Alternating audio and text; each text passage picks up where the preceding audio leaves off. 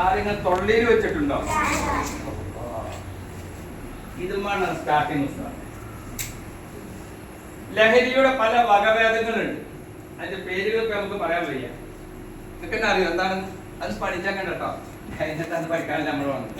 അതിന് മറികടക്കാൻ നമുക്ക് അങ്ങനെ നമ്മുടെ നാട്ടിലെ പരിസരത്ത് ഉണ്ടായിരുന്നു.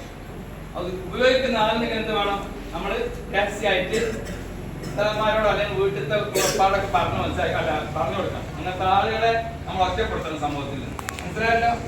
അപ്പൊ ഒറ്റക്കെട്ടായി നമുക്ക് നമ്മുടെ നെല്ലിക്കുത്ത് ഉസ്താദ് നമുക്ക് ഇതിന് ഒരു ബോധവൽക്കരണം നടത്തി ഇനി അങ്ങനത്തെ ഒരു ദൂഷ്യ സ്വഭാവം നമ്മുടെ നാട്ടിൽ ഉണ്ടാക്കുക. നിങ്ങൾക്ക് ഒറ്റക്കെട്ടായ വിഷയത്തിൽ നിങ്ങളാണ് ഇതിൽ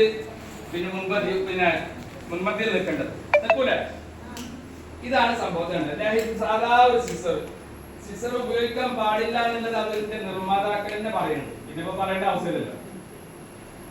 സിസർ ഒന്നല്ല, ഇതിന്റെ ഒക്കെ എന്തെല്ലാം ലേറ്റസ്റ്റ് പേരാന്ന് പറയാം.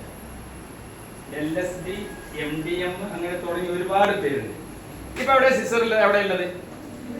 ഇതിന്റെ ഉള്ളിൽ. എനിക്ക് ഉപ്പായിട്ടൊന്നും ചാടിയിട്ടില്ല. ഓക്കെ ആണല്ലോ? ഇനി നമ്മൾ സിസർ വലിച്ചു കഴിഞ്ഞാൽ എന്തായി തീരും നമ്മുടെ ശരീരം? അതാണ് നമ്മൾ ആക്കി കൊടുക്കുന്നത്.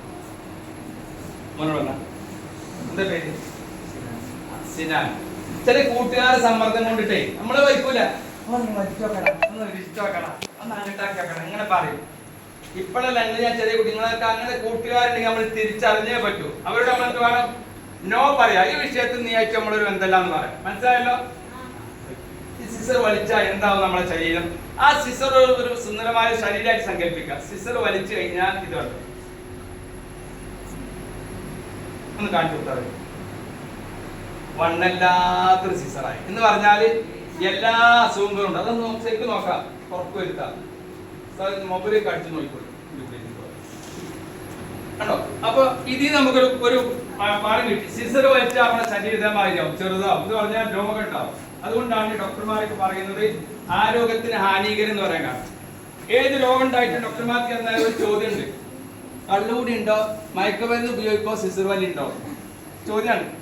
അപ്പൊ അതില്ലെങ്കിൽ ഓക്കെയാണ്. അപ്പൊ അൽഹംദുലില്ലാ നമ്മൾ അത്ര വിഷയങ്ങളിലൊന്നും നമ്മൾ ഇടപെടില്ല. ഉറപ്പല്ലേ?